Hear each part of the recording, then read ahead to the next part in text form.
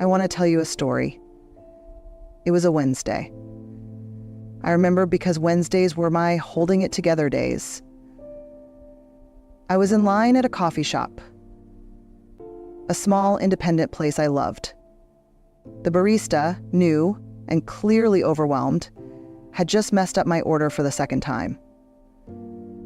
My day had already started with a tense email, a missed deadline, and a difficult conversation I didn't want to have. I was tired, I was wired, and suddenly, without thinking, I snapped at her. It was a quiet snap, a passive-aggressive sigh, just enough eye roll to say, "Seriously?" She looked at me, embarrassed, cheeks red, and I saw it, that flicker of pain in her eyes. A moment later, she turned to remake my drink, and I stood there, hollowed out by shame. Not because I was angry, but because I'd forgotten she was human. I'd made her my target instead of my mirror. That day changed me, because I realized anger isn't about them. It's almost always about us, what we haven't healed, what we're still carrying, what we expect the world to fix for us. Before we begin, take a breath with me. If this message resonates, please like, comment, subscribe, and share. We grow this space together, one brave heart at a time. I used to think that if I was angry, it meant I was failing at being kind, that somehow feeling anger made me less spiritual, less mature, less good. I carried that belief like a heavy backpack, constantly trying to unzip and repack my emotions into something more acceptable, more pleasing, more appropriate. But here's the truth I finally came to understand. Anger is not a flaw in our humanity. It's a feature of it. It's not a moral failing. It's a signal, one of the clearest, loudest, most persistent signals we have. And ignoring it doesn't make us more evolved. It just makes us disconnected. Imagine for a second you're driving your car, and the check engine light comes on. You wouldn't throw a blanket over the dashboard and say, well, if I don't see it, it's not there. You wouldn't shame the car for being broken. You'd get curious. You'd take it in, get under the hood, and try to figure out what's really going on. That's what anger is. It's your inner dashboard lighting up, saying something here feels unsafe, dishonored, dismissed, or threatened. It's your nervous system telling you that something inside is knocking on the door, asking to be seen. Anger is often our first line of emotional defense. It's how our brain protects our more vulnerable feelings from being exposed too soon. And beneath anger, if we're brave enough to pause and look, there's usually grief. There's fear, there's betrayal, there's disappointment. There's an ache that didn't know how else to be heard. So when we rush to bury our anger, or worse, shame ourselves for having it, we're not being wise, we're being afraid. We're afraid of what we'll find beneath it, afraid of being called too much or too emotional or not in control. But the irony is, we don't become more in control by denying our anger. We become more reactive, more unpredictable, more volatile, even if it's quiet and internal. I remember a moment in my early 20s. I was in a relationship where I constantly felt dismissed, not in loud, dramatic ways, but in small, eroding moments. He'd interrupt me mid-sentence, make decisions without including me, dismiss my ideas with a laugh. I never said anything. I told myself, it's not a big deal, don't make waves, be cool. But inside I was seething, not because of one moment, but because of many ignored moments. That anger built a dam inside me, one I didn't even know existed, until one day I found myself screaming in the parking lot over a late text message. The explosion didn't come out of nowhere. It came out of everywhere I had silenced myself. That's the risk when we don't listen to our anger. It doesn't disappear, it builds up, and eventually it either leaks out sideways through sarcasm, passive aggression, withdrawal, or it blows up and leaves emotional shrapnel everywhere. So how do we honor anger without letting it consume us? We learn to sit with it, name it, get curious instead of reactive. Instead of thinking, I shouldn't be angry, we ask, what is this anger trying to tell me? What boundary was crossed? What need went unmet? What part of me feels unseen, unheard, or unsafe? And then, and this is key, we respond to ourselves with compassion, not condemnation.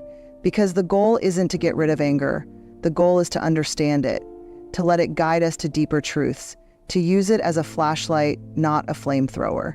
When we do that, anger stops being a force that controls us, and instead, it becomes a powerful ally. One that teaches us what matters, what hurts, and what we're ready to heal. You're not wrong for feeling angry. You're not weak. You're not broken. You're human. And the more lovingly you meet your anger, the less it will need to scream to be heard. We've all held someone accountable to a promise they never actually made. Not out loud, at least. We assume, we hope, we imagine that if we show up a certain way, with kindness, with loyalty, with thoughtfulness, others will mirror that back.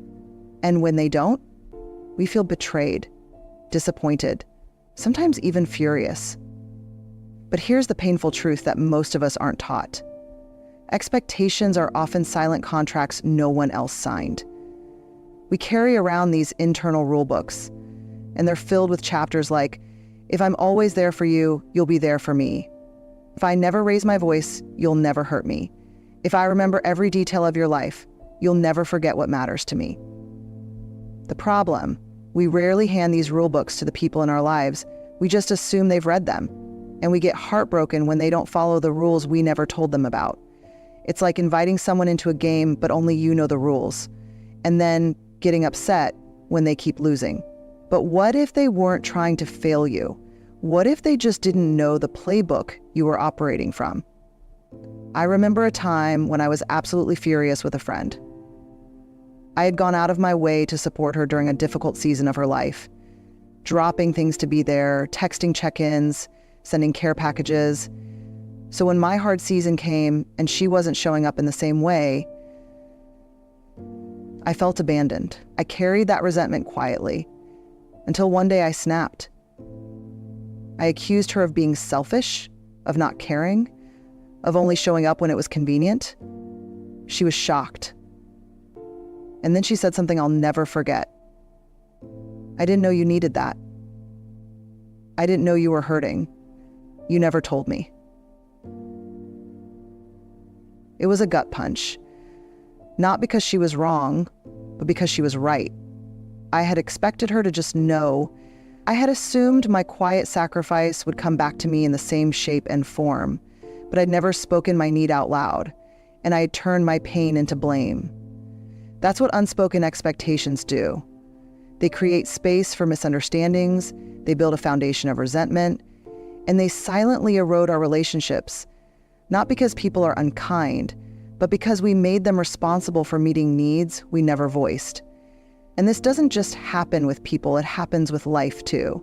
We expect things to be fair, we expect our careers to reward our hard work, we expect love to feel easy when it's right, we expect that if we do everything right, we'll be protected from loss. But life doesn't operate on our imagined contracts. It doesn't consult our expectations before it throws us a curveball. And when we cling too tightly to how we think it should be, we end up missing the opportunity to work with what is. Here's the shift, the invitation. Turn your expectations into conversations. Turn your assumptions into questions. Turn your silence into clarity. Instead of expecting your partner to know you're overwhelmed, say it. Instead of assuming your friend will celebrate you the way you celebrated them, share what would feel meaningful. Instead of getting angry at someone for not meeting a need, ask yourself if you ever gave them the chance to. This isn't weakness, it's maturity. It's choosing clarity over resentment. It's choosing connection over assumption. It's choosing to be known fully even when it feels vulnerable. So if you find yourself getting upset with someone lately, pause and ask yourself, did I ever give them the rule book I'm holding them to? Did I tell them what I needed? Did I let them see the part of me that was hoping to be met?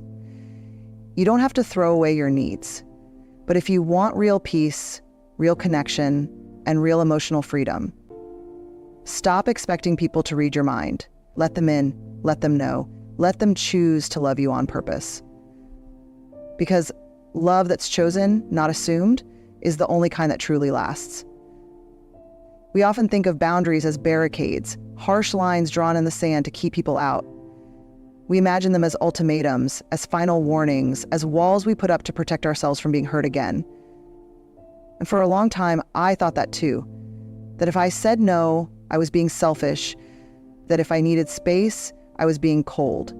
That if I honored my limits, I was somehow letting people down. But that belief left me exhausted, smiling on the outside, simmering with quiet resentment on the inside. Until one day, I hit a breaking point. It wasn't a dramatic moment, no big blowout, no final straw. It was something simpler. I was at dinner with someone I loved, and they asked me to do something small. Something I'd normally say yes to without thinking, but something in me whispered, "You're tired. Say no." And for the first time I did. I said, "I can't tonight. I need to take care of myself." I was terrified of how they'd respond. But you know what happened? They said, "Of course. Thank you for being honest."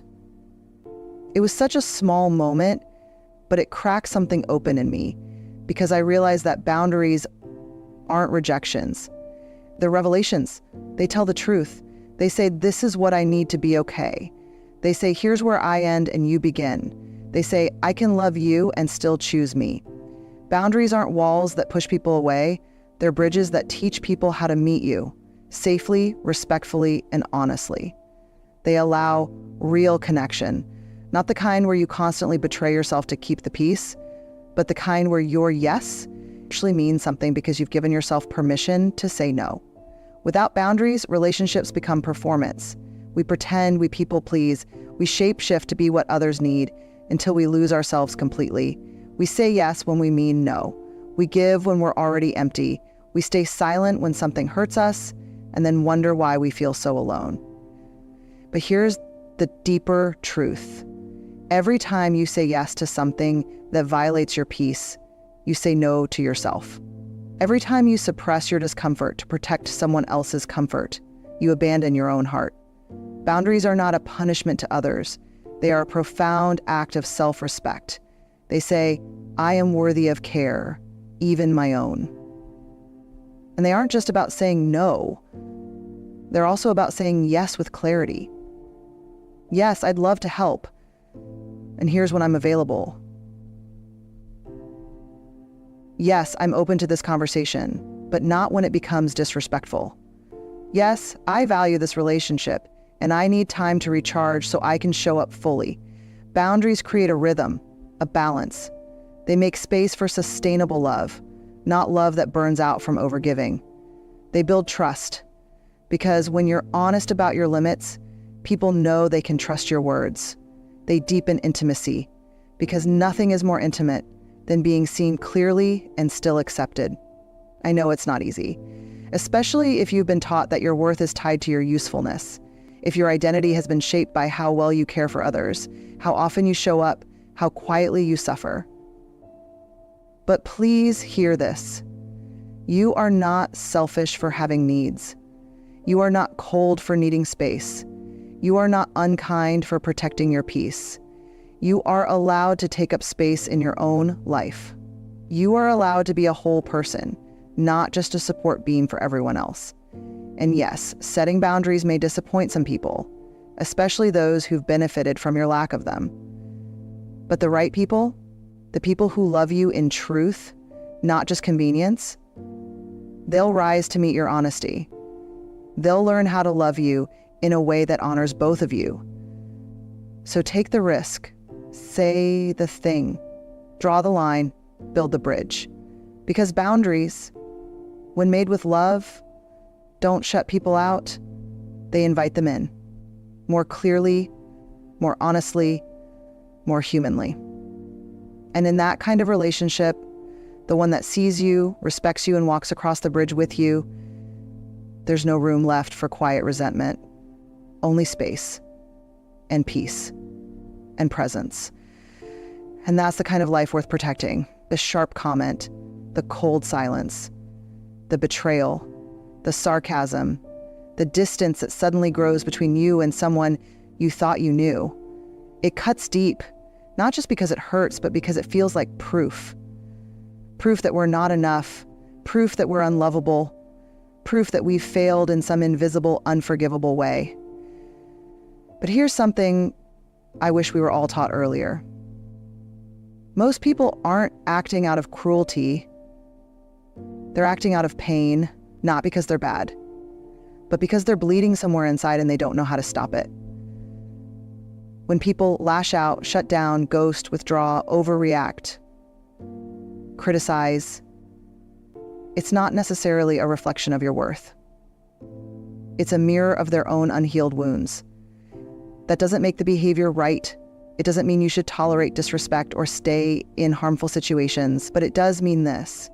What someone says or does to you is rarely about you. It's about the battlefield they're fighting on the inside. I remember a moment when someone close to me erupted over something incredibly small. A forgotten message, a missed call, their voice cracked, and their frustration came out hot and fast.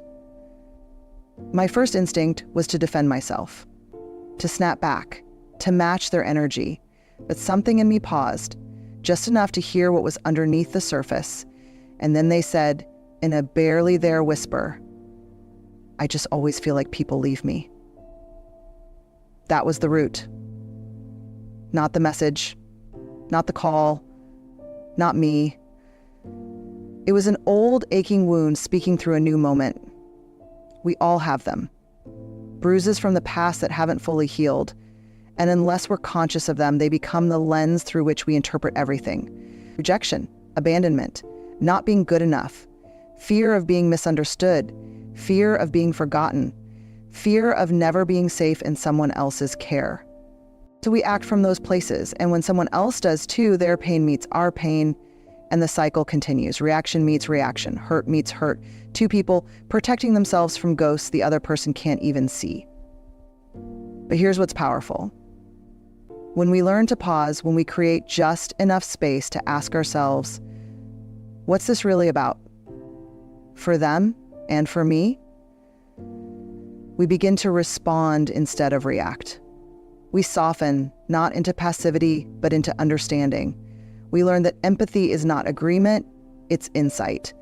It's the courage to hold on to our compassion even in the face of someone else's chaos. Because when someone is drowning in their pain, they don't need another wave. They need an anchor. And sometimes you get to be that anchor. Not by fixing them, but by refusing to absorb their storm as your identity. You get to say, I see your pain, but I don't have to become it. I hear your story, but I'm not the villain in it. I will not match your fear with more fear. That's not weakness, that's strength. Emotional maturity is the ability to say, I know who I am, even when someone else forgets who they are in front of me. And sometimes the most loving thing you can do is not take it personally. To remember that the sharp edge wasn't shaped by you. It was forged long before you arrived. To remember that you didn't cause the wound, you just brushed up against it. And to remind yourself, gently but clearly, this is not mine to carry. This doesn't mean you accept mistreatment. It means you stop confusing someone else's survival strategy for your truth. It means you learn to recognize when someone's fear is louder than their love, and you decide not to let that fear define how you see yourself. You are not the worst thing someone has projected onto you. You are not the target of someone's unhealed trauma. You are not responsible for fixing what they refuse to face, but you are responsible for how you choose to respond. And the most powerful choice you can make is to see with softer eyes. Eyes that know. People are rarely just being difficult. They're often just in difficulty. People aren't heartless. They're hardened by heartbreak. People don't always mean harm. They just haven't found a safe way to ask for help. And in that space, that breath between hurt and reaction, you regain your power. The power to stand in your peace, to protect your dignity, to walk away if needed, but not in bitterness, in clarity. So the next time someone comes at you from a place of pain, ask yourself,